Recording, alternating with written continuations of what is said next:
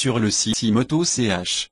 La Française ne doit plus poursuivre les deux roues, chasse aux motards et impunité pour les délinquants.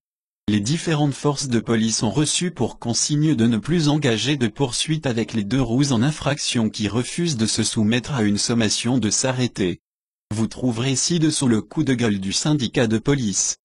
Cette consigne est depuis régulièrement rappelée aux policiers nationaux et municipaux ainsi qu'aux gendarmes et des quintes de roues se retrouvent impliqués dans un accident de la voie publique. Le premier réflexe semble être de rechercher si de méchants policiers n'étaient pas dans le secteur pour trouver d'éventuelles responsabilités. Les voyous qui circulent sur des motos de cross non immatriculées, non homologuées, sans permis, sans casque et sans assurance, et bien souvent volées, ont un sentiment d'impunité bien réel et narguent les forces de police.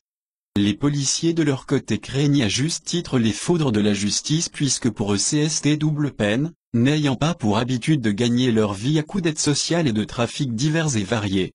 Bien entendu, il nous est expliqué que nous devons relever les éléments nous permettant d'identifier plus tard les auteurs de ces délits routiers, ce qui est une vaste plaisanterie.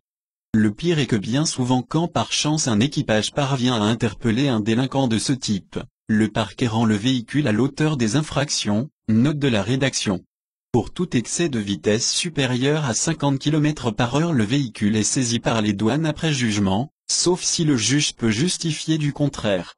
Dans le même temps, consigne est donnée aux policiers d'être intransigeants avec les usagers de la route qui ont le malheur de circuler avec des véhicules en règle et les sanctions sont non seulement sévères mais automatiques.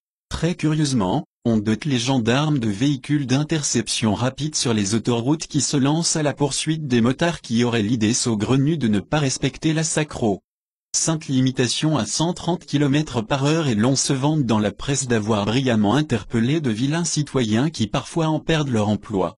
Et pendant ce temps, les vrais voyous non seulement font n'importe quoi sur la route, mais parfois tuent ou blessent grièvement des enfants, des passants innocents ou bien foncent sur les policiers. Bref, tout va bien dans le meilleur des mondes. Tant il est plus simple de faire payer le lampiste, le policier de terrain, et le citoyen honnête, usager de la route, tout en se pavanant à la télévision avec la sinistre Madame Perrichon, qui est à la sécurité routière ce que Torquemada était à la religion.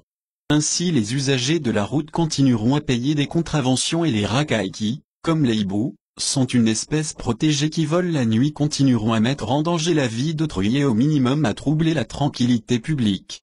Démonstration est ainsi faite que, sur une moto sportive en dépassement de la vitesse autorisée sur une autoroute déserte, titulaire d'un permis de conduire, d'une moto homologuée, non volée et en bon état et porteur d'un casque, tous les moyens seront engagés et la sanction ne tardera pas.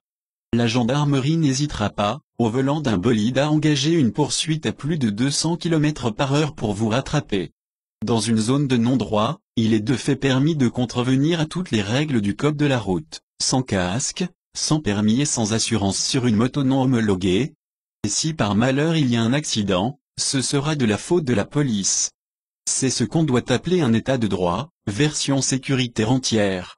Note. Nos lecteurs nous informent que cette consigne a également pour but pour l'État de se dédouaner de toute responsabilité en cas d'accident. Ainsi, si accident il y a, les policiers seront entièrement responsables puisqu'ils auront agi à l'encontre des consignes.